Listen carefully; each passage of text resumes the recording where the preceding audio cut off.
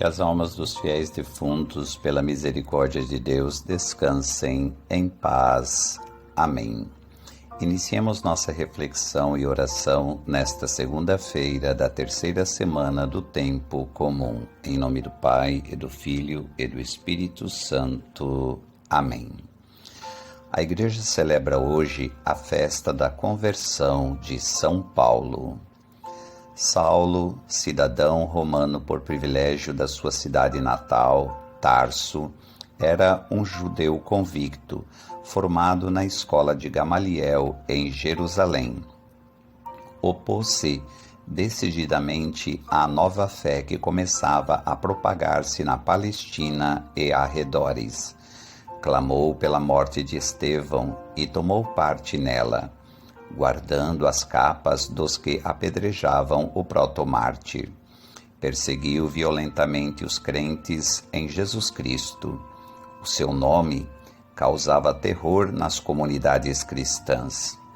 Sendo audaz perseguidor dos discípulos de Jesus, Paulo dirigia-se para Damasco, quando inesperadamente o Senhor ressuscitado lhe aparece e se lhe revela. Vencido pela graça, entrega-se incondicionalmente a Cristo, que o escolhe para seu apóstolo e o encarrega de anunciar o Evangelho aos gentios em pé de igualdade com os 12. Este encontro marcou profundamente a vida, o pensamento e a ação deste apóstolo. Paulo descobriu, neste momento, o poder extraordinário da graça, poder capaz de transformar um perseguidor em apóstolo. Descobriu igualmente que Jesus ressuscitado se identifica com os cristãos. Por que me persegues? Mas este acontecimento foi também de importância decisiva para a manifestação e crescimento da Igreja de Cristo. O convertido de Damasco, na verdade, será o apóstolo que mais virá a contribuir para a expansão missionária da Igreja entre os povos pagãos. Há muitos séculos que a festa da conversão de São Paulo foi fixada no dia 25 de janeiro, talvez por causa da data da transladação do seu corpo, que atualmente repousa na Basílica de São Paulo, fora dos muros, em Roma. Senhor, que este momento de reflexão e oração, tão necessários para a minha vida espiritual, seja a respiração que permite que a vida do Espírito se desenvolva, atualize a fé na presença de Deus e de seu amor. Que a minha alma, conduzida pelo Espírito Santo, a partir do mais fundo de si mesma, una-se a Cristo, mestre, modelo e caminho de toda a oração cristã, e com Cristo, por Cristo e em Cristo, dirija-se a Deus Pai, participando da riqueza do viver trinitário. Por este momento, eu reconheça e proclame a grandeza de Deus, a plenitude do seu ser, a infinitude de sua bondade e do seu amor. Amém. Meus irmãos e minhas irmãs, a liturgia de hoje nos coloca diante da leitura dos Atos dos Apóstolos, capítulo 22, versículos de 3 a 16. E gostaria de destacar com vocês o versículo 7, que diz: Saulo, Saulo, por que me persegues? Este é um dos 3 relatos com que Lucas enriquece a história da primitiva comunidade cristã, sem se preocupar com o rigor histórico. Alguns pormenores são mesmo improváveis. O autor do livro dos Atos dos Apóstolos pretende personificar em Paulo a justificação do cristianismo e a falta de razão do judaísmo. O evento de Damasco articula-se em 3 momentos: um diálogo de reconhecimento mútuo entre Jesus ressuscitado e Saulo de Tarso. A conversão de Saulo, revelada na pergunta: Que devo fazer, Senhor?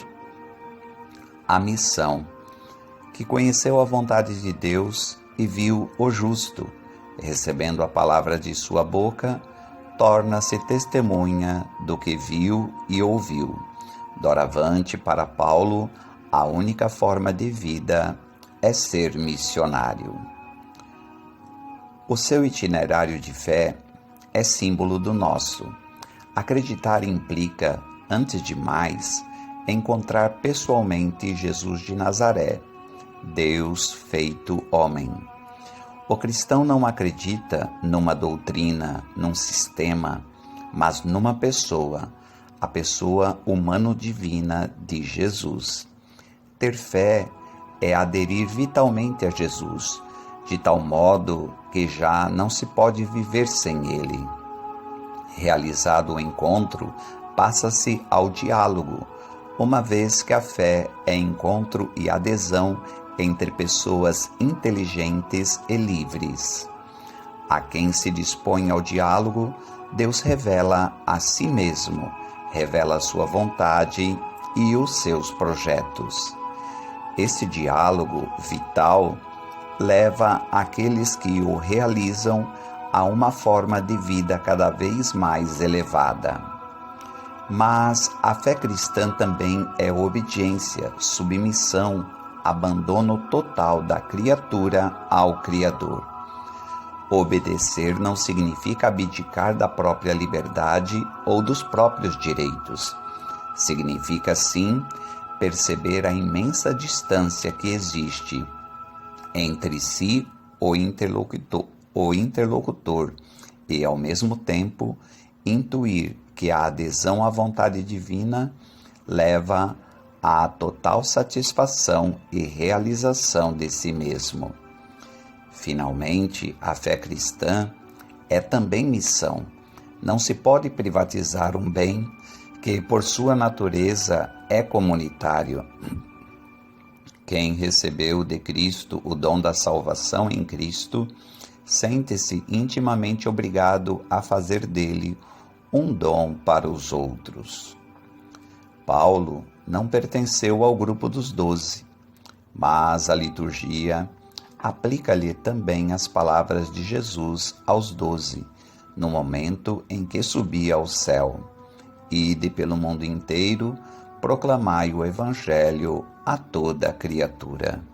Conforme Evangelho de Marcos, capítulo 16, versículo 15. Pronto. Em um instante, a vida de Paulo vira completamente de cabeça para baixo. Momentos antes, ele estava decidido a extinguir os seguidores de Jesus, mas agora ele está em um caminho que o tornará um dos maiores arautos do Evangelho da história. Parece bom demais para ser verdade.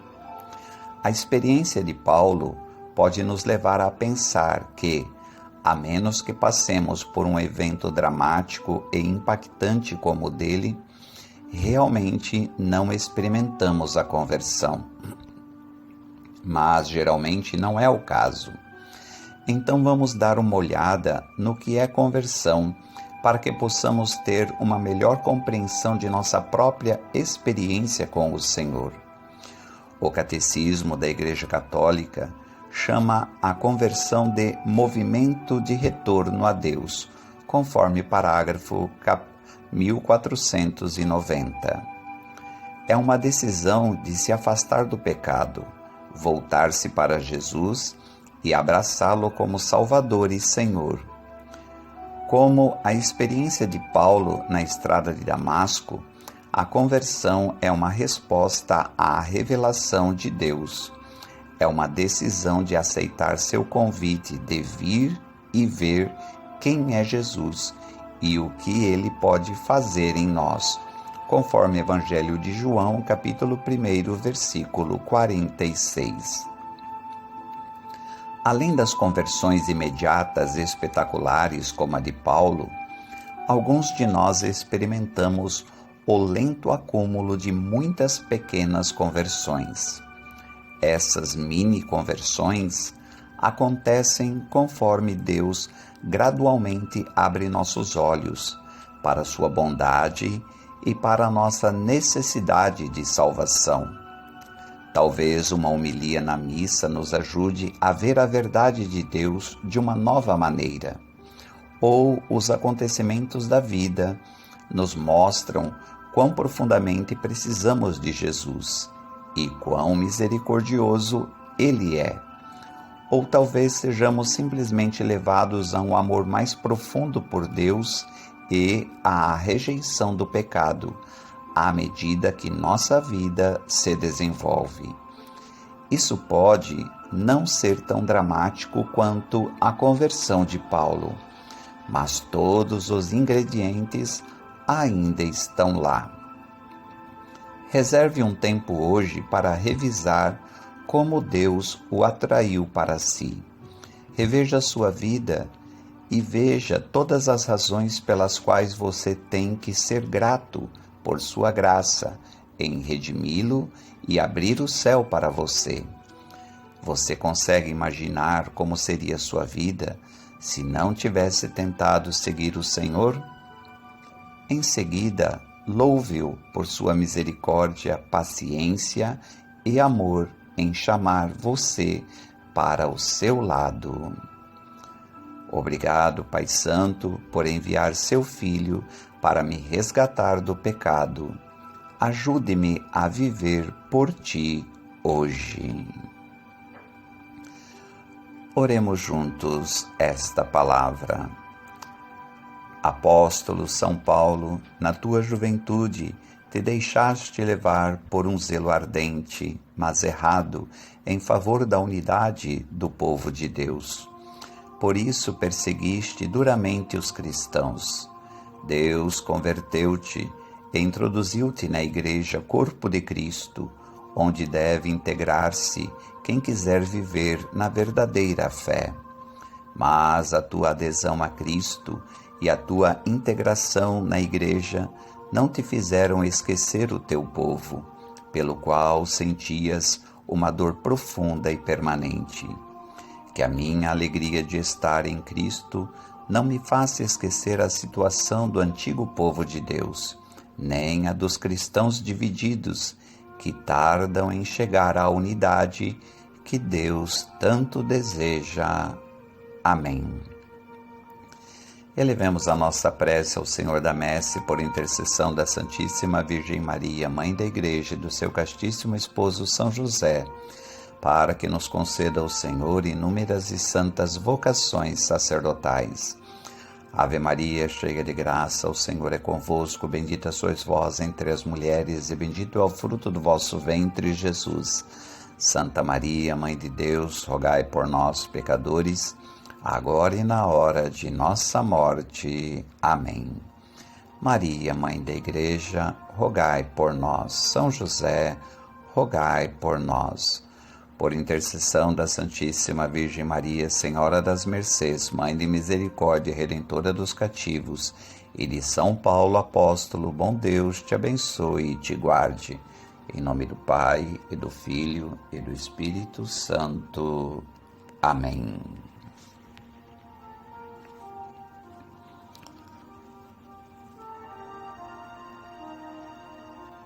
Até amanhã, se Deus assim o permitir.